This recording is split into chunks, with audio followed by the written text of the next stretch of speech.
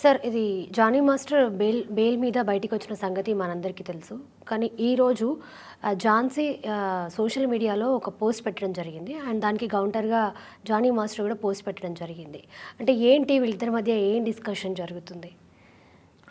అంటే ఝాన్సీ గారు ఈరోజు పెట్టిన పోస్ట్ ఏంటి అంటే, పని ప్రదేశాల్లో లైంగిక వేధింపులు జరిగినప్పుడు ఎలా రియాక్ట్ అవుతారు ఏంటి అనేది ఆవిడ లాస్ట్ టైము ప్రెస్ మీట్ పెట్టినప్పుడు ఏం జరిగింది అనేది ఎక్స్ప్లెయిన్ చేసే ప్రయత్నం జరిగింది.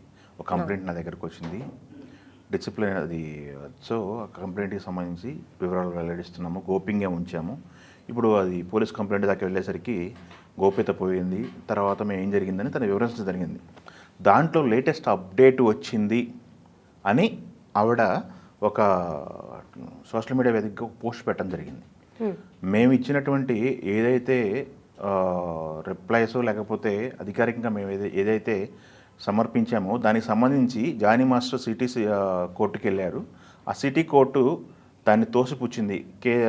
కేసు టేక్ ఓవర్ చేయలేదు, దానిపైన కేసు మేము గెలిచాము, ఛాంబర్కు వ్యతిరేకంగా ఆయన కేసు వేశారు, కేసుని సిటీ సివిల్ కోర్టు పట్టించుకోలేదు అనే మీనింగ్ వచ్చేలాగా, లేకపోతే జానీ మాస్టర్ వేసిన కేసు పైన మేము పై చేసి సాధించాము అనే మీనింగ్ వచ్చేలాగా ఆమె పోస్ట్ పెట్టింది అని చెప్పేసి జానీ మాస్టర్ ఆరోపిస్తున్నారు.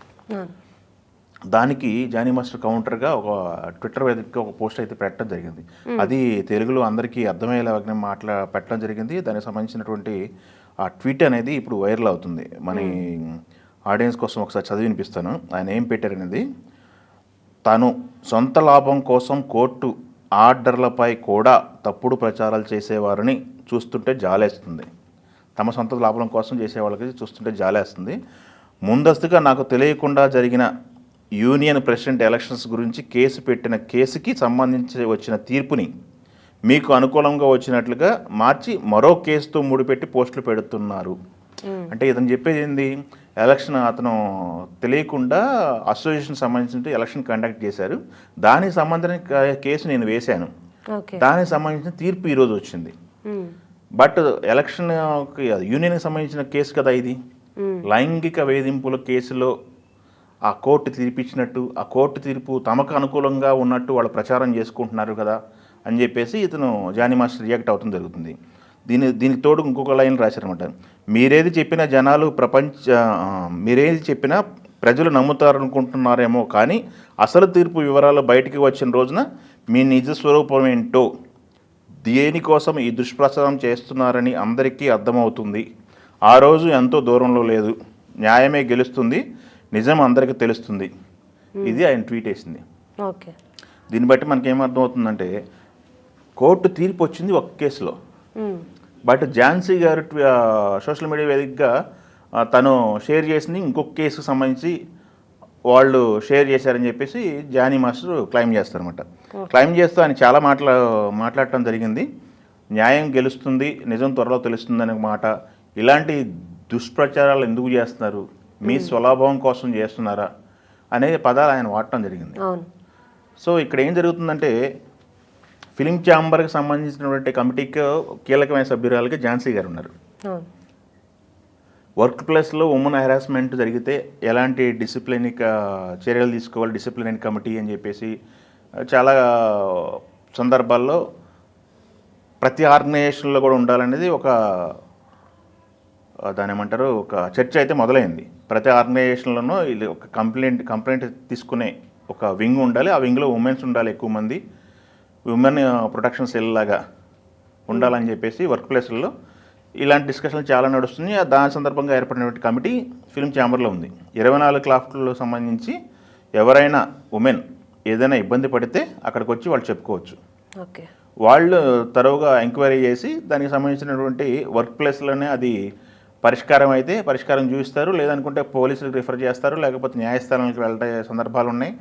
అది కాకుండా వర్క్ ప్లేస్లో వాళ్ళకి ఎలాంటి భద్రత కల్పిస్తారు, వాళ్ళకి ప్రొటెక్షన్ కల్పించే బాధ్యత ఉంటుంది. ఒక వర్క్ ప్లేస్లో ఇప్పుడు ఒక సినిమా జరుగుతుంది, షూటింగ్ జరుగుతుందంటే ఒక 250 మంది ఉంటారు అక్కడ. అందులో లేడీస్ ఎంతమంది ఉంటారు, వాళ్ళకి పని సమయాలేంటి, 6 to 6 వర్క్ చేయటం, లేకపోతే నైట్ వర్క్ చేయాలంటే వాళ్ళకి సంబంధించిన ప్రొడక్షన్కి సంబంధించినటువంటి బాధ్యతలు ఎవరు తీసుకుంటారో, ప్రొడ్యూసరా లేకపోతే డైరెక్టరా, ఇలాంటి రకరకాల చర్చలు, రకరకాల గైడ్ లైన్స్ అన్నీ ఉన్నాయన్నమాట. ఓకే, ఈ సందర్భంలో ఆమె కమిటీకి కీలక సభ్యురాలు అయి ఉండి ఇలాంటి వ్యాఖ్యలు చేయడం ఎంతవరకు కరెక్ట్ అని చెప్పేసి జానీ మాస్టర్ చెప్తుంది జరుగుతుంది. జానీ మాస్టర్ కేసులో అవతల ఎవరైతే కేసు పెట్టారో ఆ అమ్మాయి కూడా నిన్న మీడియాలోకి వచ్చి మాట్లాడడం జరుగుతుంది. అంతకుముందు జానీ మాస్టర్ బెయిల్ పైన వచ్చిన తర్వాత ఒక మీడియాలో తను మాట్లాడుతూ కన్నీళ్ళు పెట్టుకుంటూ ఒక ఇంటర్వ్యూలో మనం చూసాం. అసలు ఏం జరిగింది, ఎందుకు జరుగుతుంది, దీని వెనక ఎవరు ఉన్నారనే చర్చలు కూడా జరగడం నడిచినాయి. కోర్టు అయితే కేసు అయితే కోర్టులో ఉంది. ఆయనకి బెయిల్ అయితే రావడం జరిగింది. ఆయనకు వచ్చిన నేషనల్ అవార్డు కూడా వెనక్కి తీసుకుంది కమిటీ అని చెప్పేసి చాలా డిస్కషన్ మనమే చేసుకున్నాం. దాని తర్వాత ఆయనకి వర్క్ వచ్చింది, పని మూడ్లోకి వెళ్తానని చెప్పేసి చాలా వీడియోలు పోస్ట్ చేయటం, ఇవన్నీ మనం చూసాం. బట్ ఇప్పుడు వచ్చిన కేసు తీర్పు ఏంటంటే లైంగిక వేధింపుల కేసులో తీర్పు కాదు ఇది. యూనియన్కి ఆపోజిషన్గా ఆయన కేసు వేశారు. ఆయన కేసు ఈ లైంగిక వేధింపుల కేసు వచ్చినప్పుడు ఆయన యూనియన్ ప్రెసిడెంట్గా ఉన్నారు. ఆ సందర్భంలో ఈయన తొలగించేసి కొత్తగా ఎలక్షన్లు పెట్టేసి వేరే ప్రెసిడెంట్ని ఎన్నుకోవడం జరిగింది యూనియన్ సభ్యులు. దాని మీద ఆయన లీగల్ ఫైట్కి వెళ్ళారు. దాన్ని కోర్టు తోసిపుచ్చిందని చెప్పేసి ఈరోజు తీర్పు వచ్చిందని చెప్పి చెప్తున్నారు. సో ఆయన క్లారిటీ ఇవ్వడం అయితే జరిగింది జనాలకి, ప్రజలకైతే క్లారిటీ ఇవ్వడం కోసం ఆయన ట్వీట్ చేశాడు.